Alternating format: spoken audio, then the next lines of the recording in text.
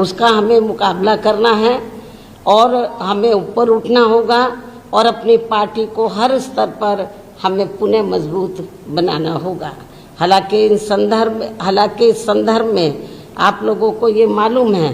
कि देश में इस बार 18वीं लोकसभा के हुए आम चुनाव में खासकर कांग्रेस के इंडिया गठबंधन ने संविधान बचाओ व आरक्षण बचाओ आदि का ये हथकंडा इस्तेमाल करके फिर इसकी आड़ में इन्होंने देश के विशेषकर भोले भाले SC ST व OBC वर्गों के लोगों को गुमराह करके व इनका अधिकांश वोट लेकर अपने गठबंधन को तो मजबूत बना लिया है, जिससे हमारी जैसी और पार्टियों को भी काफ़ी ज़्यादा नुकसान हुआ है।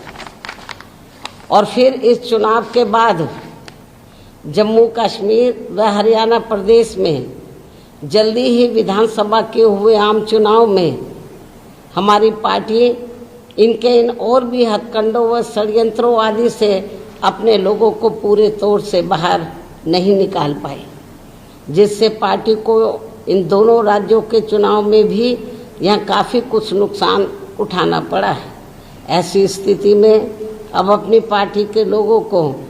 बीच बीच में व इनके ऐसे सभी हथकंडों एवं षड्यंत्रों से भी सावधान करते रहना बहुत ज़रूरी है।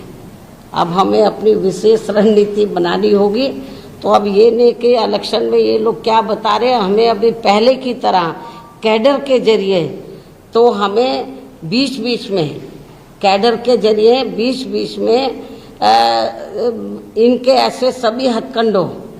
षड्यंत्रों आदि से भी सावधान करते रहना बहुत ज़रूरी है। जैसे हमारी पार्टी पहले करती थी वैसे हमें फिर से पुनः यह अभियान शुरू करना होगा,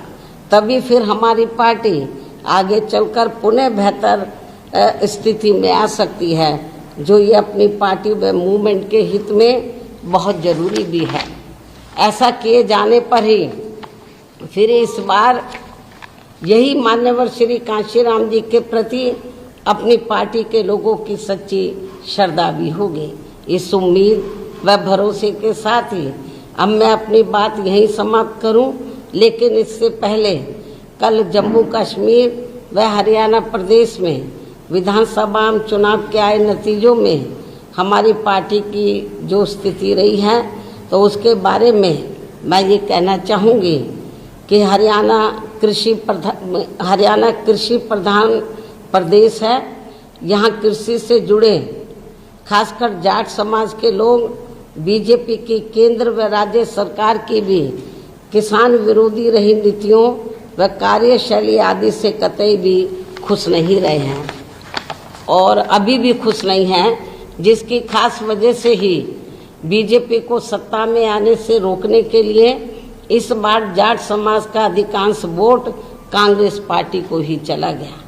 जिससे फिर इनेलो व बीएसपी के बने गठबंधन को भी इस समाज का वोट एक आधी सीट को छोड़कर लगभग ना के बराबर ही मिला है। लेकिन इनकी जातिवादी मानसिकता की वजह से